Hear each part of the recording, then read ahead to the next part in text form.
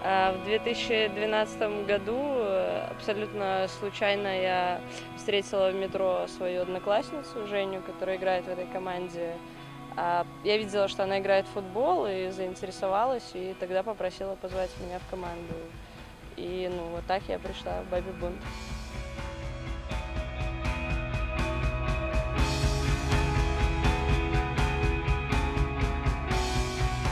Я играла во дворе с мальчишками, в школе тоже, с девчонками, с мальчишками. Просто дворовый футбол, в который я играла, любила его, но это было без цели. А в Бабий Бунт я шла уже, зная, что команда играет не просто так, а с какими-то идеями. И, то есть, это не просто футбол на улице, он несет в себе смысл, в который мы верим и поддерживаем. Это было довольно-таки странно, потому что мало кто вообще воспринимал девочек в дворовом футболе, но не было каких-то таких ярых протестов. Естественно, изначально были, но когда ты выходишь и начинаешь играть, и если у тебя что-то еще получается, то все воспринималось положительно. А родители, друзья, близкие всегда знали мою любовь к дворовому футболу или вообще и положительно его воспринимали. Но я считаю, что сейчас с течением времени, когда люди стали выезжать в Европу и смотреть, как все развито там, насмешек по этому поводу становится меньше. Хотя, конечно, люди, которые абсолютно не идут, я не знаю, в ногу со временем или как-то ни в чем не смыслят, они немножко действительно смеются, не понимают, но с каждым годом все лучше в этом плане. Наоборот, кто-то очень восторгается, кто-то не понимает, зачем мы это делаем, но все-таки я слышала только положительные какие-то эмоции. Команда Бабий Бунт создавалась с единственной целью показать, что девушки могут делать то же самое, что могут делать парни, а именно играть в футбол. Что для того, чтобы заниматься каким-то видом спорта, либо еще делать какие-то абсолютно любые вещи, не обязательно рождаться мужского пола. Дело в том, что даже мы являемся любительской командой, то есть мы не играем на профессиональном уровне, поэтому нам достаточно сложно играть наравне с парнями. Да, мы играем неплохо по сравнению с другими девушками, но все-таки тяжело соревноваться с парнями. Если бы было больше профессиональных женских команд, то можно было бы говорить о том, чтобы они играли наравне с парнями. Но на данный момент это все-таки сложно, потому что женщины, наверное, девушки мало верят в себя.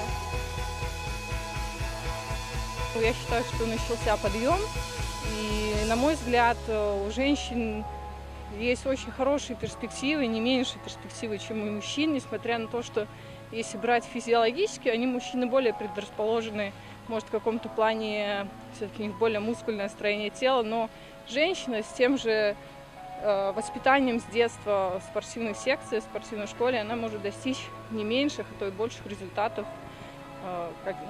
относительно мужчины. То есть это, мне кажется, не является проблемой. Единственное, что, допустим, даже в нашей стране, это такой спорт, как футбол, например, который считается мужским, он начал находить развитие среди женщин только в последние, мне кажется, 10 лет, может быть, 15. Я не очень осведомлена в этом вопросе, но, допустим, в Европе женские команды, женский футбол, он гораздо более развитый.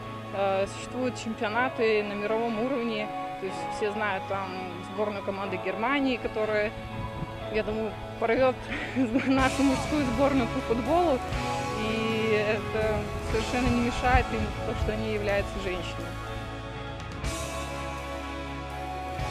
Я лично, когда выхожу на игру, я знаю, что я проиграю, почему-то всегда, потому что мы не так давно играем. И еще нет такого опыта большого, и поэтому я всегда знаю, что я лично проиграю. Может быть, команда выиграет, а я не буду на высоте в игре именно с парнями. Мне лично тяжелее играть с девочками, потому что девочки, они играют не так аккуратно, как парни некоторые. Все-таки парни не играют лучше, они стараются как-то где-то оббежать, там аккуратно твои ноги, чтобы их не сломать. Но иногда, конечно, когда твоя нога натыкается на мужскую грубую ногу, конечно, твоей ноге приходится не очень приятно, но девочки, они играют менее аккуратно, они как бешеные носятся, вот мы играли там с некоторыми командами женскими, они вот именно идут очень агрессивно, во всю силу, и им главное выбить мяч любой ценой, даже ценой перелома какого-то, главное, то есть, мне с мальчиками больше не говорю. Я всегда выхожу и думаю, сейчас я их всех сделаю. Но в итоге, конечно же, мальчики нас делают, но все равно.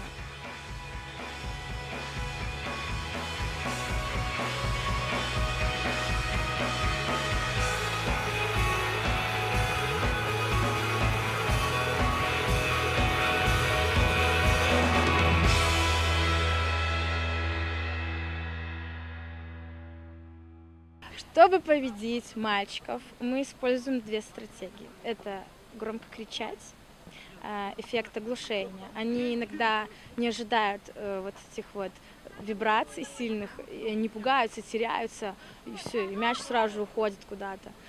Ну, это основная. А вторая стратегия, которая, по правилам, типа, надо ловко там мяч забирать, но мы, типа, не умеем этого делать.